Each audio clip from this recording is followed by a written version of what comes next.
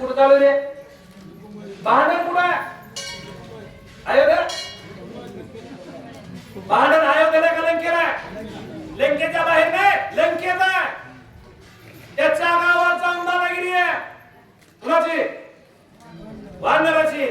तेव्हा सत्य माणूस असेल का तो कधी महाग सरत नाही. आणि लबाड माणसाच्या नजरेवर नजर टाकून बोलायचं नसतं तुम्ही. काय चाललं ते खाली माती कर बघणार. ताकद नाही मी त्या माणसाची वर बघायला. मेंढा माणूस तो नजरेवर नजर टाकू शकत नाही. तो खालीच बघणार. ज्याचं खरं आहे त्यामध्ये बोलणं तोंड असल्याने तरी ते खाली बघणार. राजा रावणाची पार्टी मिंदी आहे. चोरी केली त्यांनी. त्याच्यामुळे वानर त्याच्या गावात आहे. त्यांनाच मारते. त्यांच्याच गुप्रोवर वर जाते. गजर कुणाचा करते? रावणाचा. राजा मग आज आषाढी एकादशी ना आहे का नाही? एकादशी करत खूप करायचे हो. एकादशीला मग काय असतंय का नाही? भजन बिजन असतंय का नाही? देवाचं नाव असतील का नाही मला वेगळी. पण या एकादशीला तरी रामाच्या नावाचा गजर जरा थोडं आला किळी भरपूर आहे बाबा. ते किळी भरपूर आहे. आता राजगिऱ्याचे लाडू 2000 आता आणि पब्लिक आज आपल्याला आषाढी एकादशी मुळे कमी. त्याच्यामुळे तुम्ही राजगिऱ्याचे लाडू खुसून खा. पण रामाचं नाव घ्यायला हळूहळू म्हणायचं नाही बघा. ते तसं कधी नाही बोललं आणि कसलं काय करायचं नाही. मोठ्यानं बोलायचं.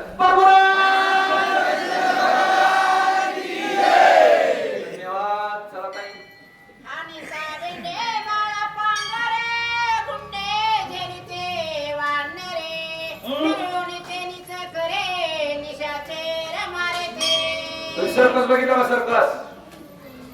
सर्कस मध्ये एक जोकर येत असतं. जोकर आणि त्याच्या हातात 3 का 4 टोप्या असत्या. ते सारख्या वरी असतात. इकडे येतं तिकडे जातं तिकडे येतं इकडे येतं. बघितले माझ्या तोंडाकडे बघा.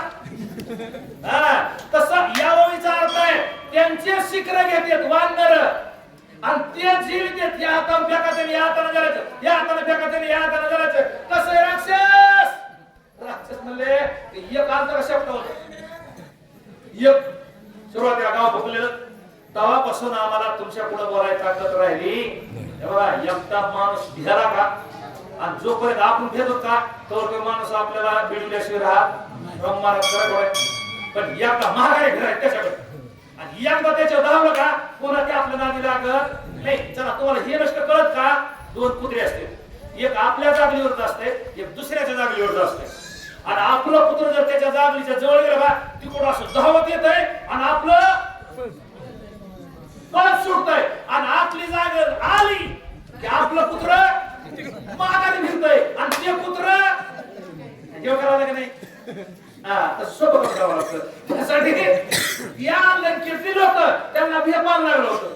भेपान वानरांनी जे जे कर्मी केला तरी गप्पच बसत. त्यांचं ते काय म्हणते घराच काय म्हणते घुमट का येते ते गोपूर आणि गोपूर मी उचललं तरी कुणी बोलत नव्हतं. त्याला म्हणायचं बिहेपान.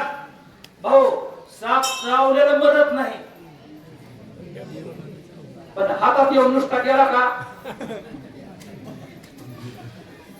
हातातून नुसतं जावा उतरून काय झालंय माहे कुठं तरी मीच वाटतंय. अगं लिंबाचा पाला खा. कसा आहे लिंबाचा पाला गोडच आहे. लिंबाचा पाला गोड आहे का? हे गुळ धर हे गुळ खा.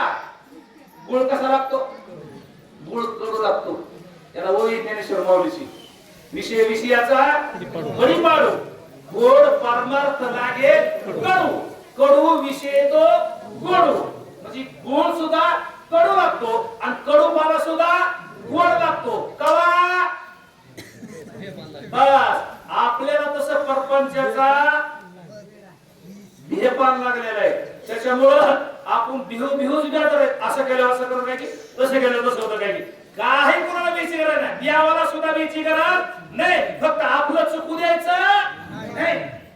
नाना परेच्या विद्ये आणि शस्त्रास्त्रे विविधे मंत्र तंत्रादी सनदे अति सुबोधे वर्षते. मंत्र तंत्र